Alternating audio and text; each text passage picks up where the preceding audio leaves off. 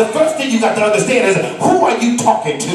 Do you even understand who you're praying to? There's a whole lot of people that understand the mechanics of prayer, but really are not talking to God. There's a whole lot of people that come in so weighted down with their issues, so weighted down with their problem, that their problem really takes front row. Their problem really is the star of the show. But Jehoshaphat recognized, I've got enemies on my left and on my right, and they're all around me. But God, you're still the center of the show. That to me, God, you're everything. And what he first began to do was he began to adore God. Is there anybody knows? I'm trying to give you a formula now for prayer. I want to give you a formula now for prayer that begins to move God. And the first thing you got to do is that you've got to adore him. You know, there's a song that says, oh, come, let us adore him. The very first thing you got to do is you got to talk about the goodness of God. Because what it does, it begins to remind you of who you're rolling with. Matter of fact, it begins to remind you of who's rolling with you. When God said, I'll never leave you or forsake you. Have you ever been in a situation with somebody that really had no strength? So the reality is that when they're there with you, you really are there by yourself.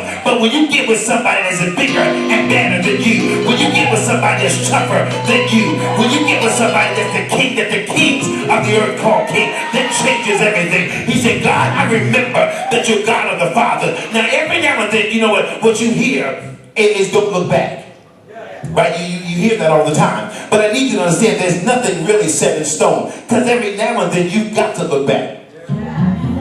Every now and then, when you begin to have your eyes set on God, you've got to look back and remember who God is. And you got to remember who God is, not based upon what God's about to do, but what God has already done in your life. When you understand that I'm looking for a miracle, all you got to do is look back over your life and you looking at a miracle right there. You are the miracle yourself. So the reality is that God said, he began to look back and said, God, I remember how you took care of Abraham. I remember the stories of how you took care of Isaac and Jacob. And if you took care of them, I am sure that you would take care of me. Then he began to talk about the attributes and the actions of God. God, not only am I worshiping you because of who you are, but I remember what you did.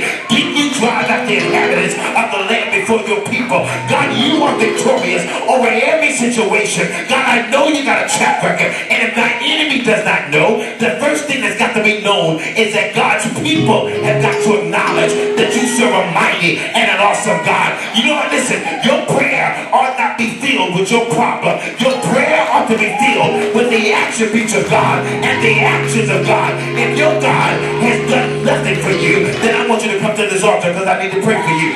If your God has never ever fought a battle for you, you need to get to this altar. I need to pour some oil on your head. But if God has ever done anything for you, if he's ever blessed you when you were surrounded by enemies, if he's ever done it for your mama or your daddy, if your people have ever experienced the deliverance of God, you want to look back and say, God, you were there in the days of slavery. I remember Harriet Tubman prayed to the same God. It was the same God that Martin Luther King prayed to. This is the God that Marcus Garvey talked about. So God, if it worked then, if it worked then, if it worked then when we didn't have an identity, if it worked then when they were whipping us like dogs, Lord, surely you're able in 2015 to allow us to overcome. If they sang the songs of Zion and it worked